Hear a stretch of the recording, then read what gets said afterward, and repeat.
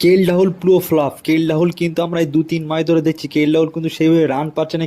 রাহুলকে নিয়ে কিন্তু প্রচুর কন্ট্রোভার্সি হচ্ছে, রিপোর্ট আছে যে রাহুলকে ড্রপ করতে পারে। রাহুলের জায়গায় কিন্তু সারফরাজ খানকে সুযোগ দিতে চলেছে, কারণ সারফরাজ খান কি নেক্সট দেখেছিলাম নেক্সট বার যে টেস্ট সিরিজটা হয়েছিল সেই টেস্ট সিরিজে কিন্তু সারফরাজ খান কিন্তু 3টে ম্যাচের মধ্যে কিন্তু 2টা হাফ সেঞ্চুরি করেছিল এবং সে কিন্তু ভালো ইনিংস খেলেছিল। তো রিপোর্ট অনুযায়ী কিন্তু রাহুলের রিপ্লেসমেন্ট কিন্তু সারফরাজ খানকে কিন্তু খেলাতে চলেছে।